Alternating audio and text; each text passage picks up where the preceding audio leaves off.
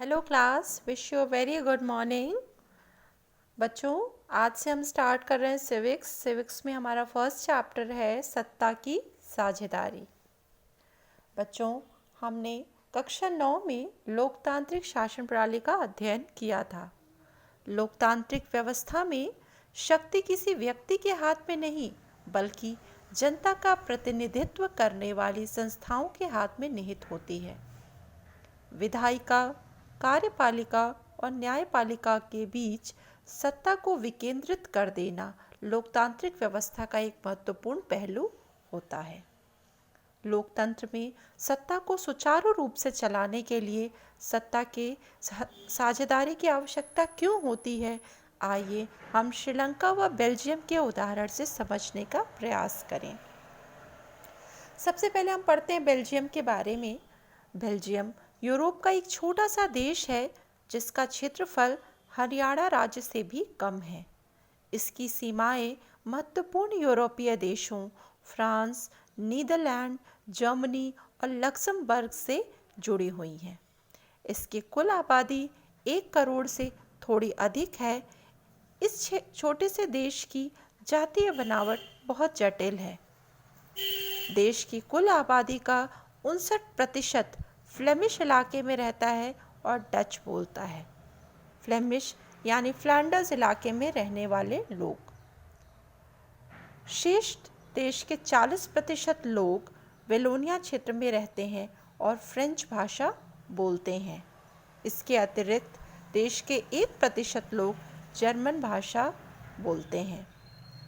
राजधानी ब्रुसेल्स में 80% फ्रेंच व 20% डच भाषा बोलने वाले लोग रहते हैं। देश के अल्पसंख्यक फ्रेंच भाषी लोग तुलनात्मक रूप से ज़्यादा समृद्ध व ताकतवर रहे हैं।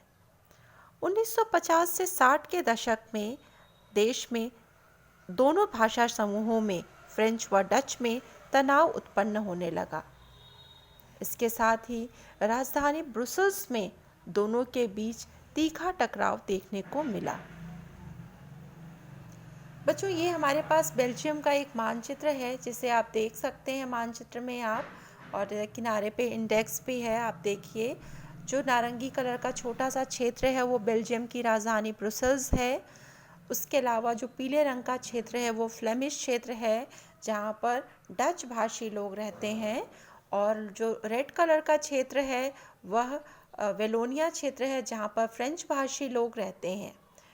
इसके अतिरिक्त आप देख सकते हैं यहाँ पर साइड में ये जो शेडेड एरिया है लाल और नीले में, वहाँ पर जर्मन भाषी लोग निवास करते हैं। यहाँ पर भाषाई विविधता के चलते बढ़ते हुए तनाव को देखते हुए सरकार ने विशेष कदम उठाए। बेल्जियम की सरकार ने क्षेत्रीय और सांस्कृतिक विविधता को स्वीकार करते हुए 1970 से 1993 के बीच अपने संविधान में 4 महत्वपूर्ण संशोधन किए।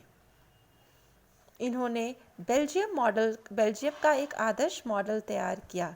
इसके अनुसार यह स्पष्ट प्रावधान रखा गया कि सरकार में डच और फ्रेंच भाषी मंत्रियों की संख्या समान रहेगी।